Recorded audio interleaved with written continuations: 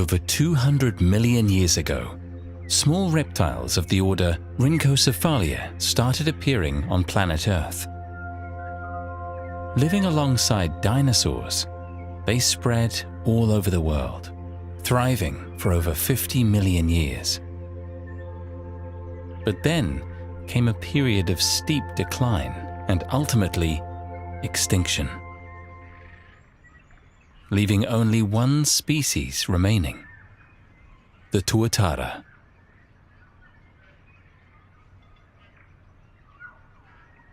Tuatara cast a lonely figure. Set adrift on Gondwana land 80 million years ago, they are now only found in Aotearoa, New Zealand. Slow-moving, slow-maturing, and long-lived, their average lifespan is 60 years, but in ideal conditions can live to be over 100. They can grow to be 60 centimeters long and weigh over a kilogram. Nocturnal and cold-blooded, they prefer the damp, moderate temperatures of their burrows, coming out at night to feed on beetles, worms, and other creepy crawlies on the forest floor. They sometimes sun themselves during the day, not far from their burrow entrances. Tuatara are famous for their parietal or third eye on top of their heads. Only visible in young animals, it is thought to aid circadian rhythms. In Te Reo, Tuatara means peaks on the back. Having a strong ancestral connection, they symbolize resilience and guardianship. Around 750 years ago, humans arrived to our fair shores, bringing predator species, most disastrously of all, the rat. The predation, competition for food, and habitat loss that humans brought caused the Tuatara to retreat to a sprinkling of offshore islands around Cook Strait and the Bay of Plenty. Efforts to eradicate the predator species from these islands in the 1980s enabled the Tuatara population to stabilize.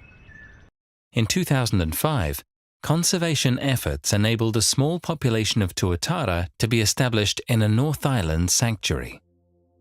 The birth of a hatchling 3 years later is thought to be the first Tuatara born on a New Zealand mainland island in over 200 years.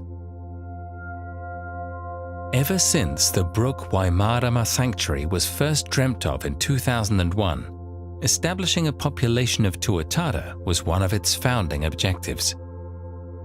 20 years later, the sanctuary has a proven record of achievement, with continued development and support enabling the successful translocation of Tieke, Kakariki, and Poelephanta. In 2021, the sanctuary's board felt the time was right to add Tuatara to that list. But returning the animals to the sanctuary would involve many parties and take a lot of organization. Paramount was the blessing of Ngāti Koata and a permit from the Department of Conservation. Tuatara, they remain under the ownership of Ngāti Koata.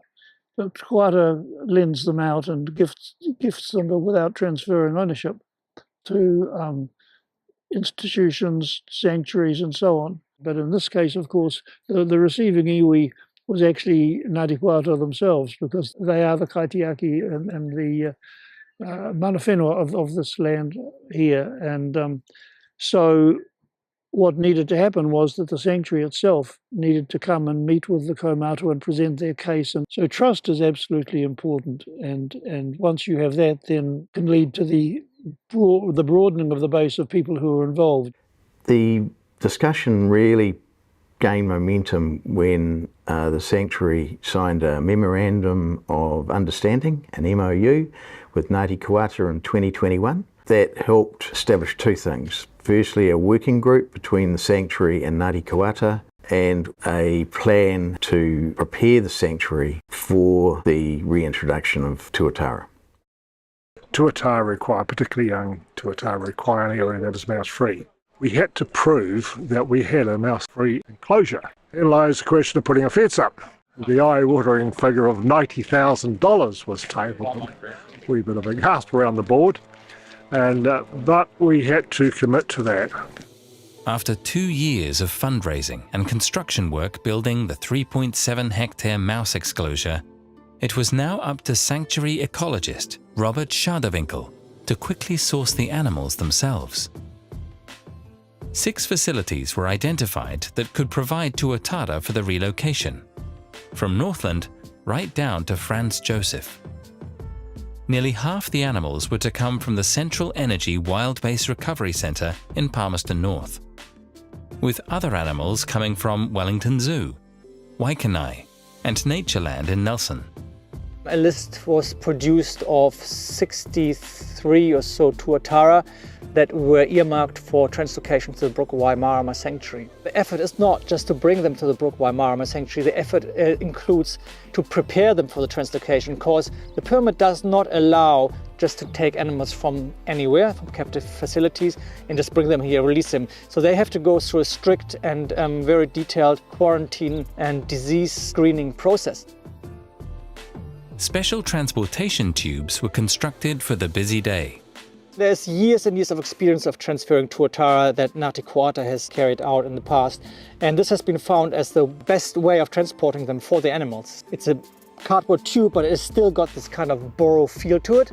So once they're in there, they actually just sit there and are quiet and they don't do anything. And I mean, that's what Tuatara do most of the time anyways. They just don't do much, you know. And so they're basically in there. They don't need any water, they don't need any food for up to 24 hours. And we did the full translocation in a much shorter time frame than that, like less than 12 hours.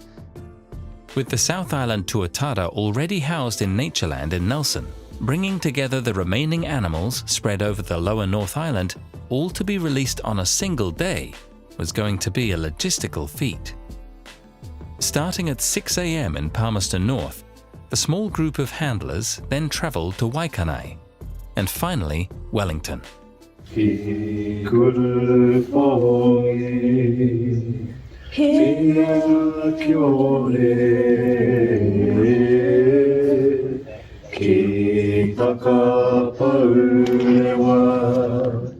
During the process of that morning, it started to dawn to everyone that, you know, this is actually quite a special event, and started to sink in that what's happening is actually quite a milestone for a lot of people involved, particularly for Ngāti Koata. But after literally years of planning and a frantic morning, news came through that bad weather had closed Nelson Airport, threatening the last stage of the journey. Anxieties were eased as conditions improved enough, allowing the flight to be the first to land in Nelson. A short car ride delivered the Tuatara to their new home.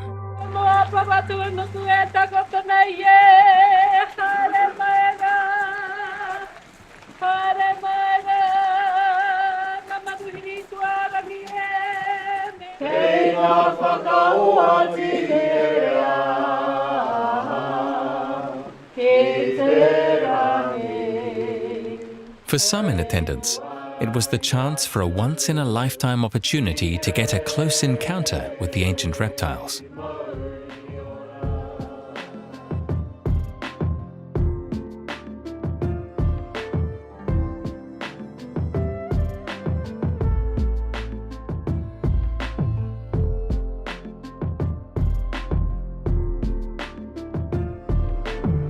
With all the planning, building and travel finally completed, it was time to let the Tuatara free into their new home.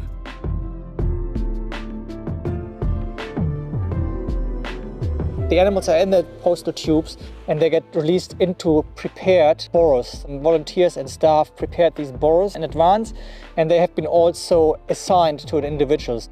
You open the postal tube and then you try to assist them to move headfirst into their burrow. And some of them were more complying than others. Some took 2 or 3 attempts. You know, they kind of walked past the entrance and you had to grab them and put them back in, but eventually complied. Look, we're not forcing these animals. If that's what they want to do, we just let them go.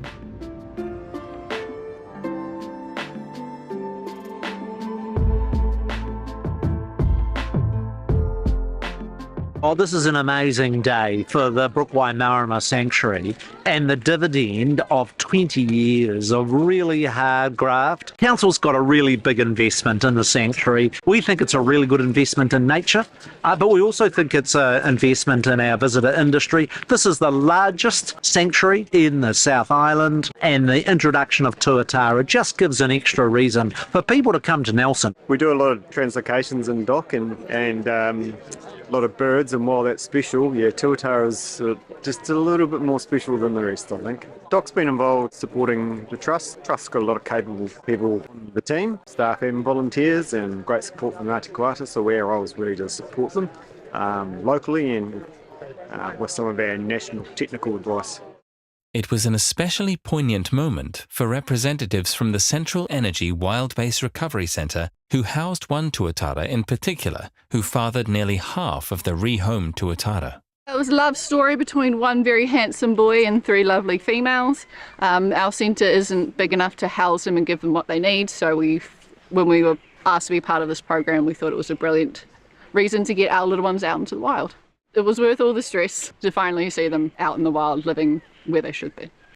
While the public don't have direct access to the Tuatara, tracks in the sanctuary skirt alongside the mouse exclosure, where lucky visitors may catch a glimpse of the Tuatara sunning themselves. Tours and school visits enable people to get a closer look at these fantastic animals. With the Tuatara now safely rehomed, work has started on monitoring the animal's health and behaviour. Included in the monitoring is Otago University master's student Shiley Reid. The primary goal of my research this year is to assess the body condition, dispersal and habitat preferences of these tuatara during the first few months following the translocation. At the same time as measuring for body condition, what we're going to be doing is mapping GPS locations of where we find each of the tuatara so that we can assess their movement from their individual release sites and get a bit of an idea of how far they're dispersing and if there's any kind of clustering or areas of high density of tuatara to gain an understanding of whether they are creating territories or whether they're sort of congregating together around the release sites. It's so important that we continue to implement science research surrounding, not only tuatara, but all New Zealand fauna and flora, because the more we understand about the organisms that we share our land with, the better equipped we may be to protect them and to promote their longevity, which is super important. We have such a beautiful country and such beautiful creatures and very unique ones, just like the tuatara, so I think that is a super important message to get across. While monitoring the Tuatara will continue for decades, the value of the restoration of the mauri, or life force of the forest, cannot be measured. They're as much a part of this place as the forests are and as the land is. So to have them return to a place where they were once thriving and were common is a wonderful thing to see and behold. And it's all about not just restoring the ecosystem, but also being a place where the community can engage with nature. And that's a couple of things that drive us along at the pace that we work.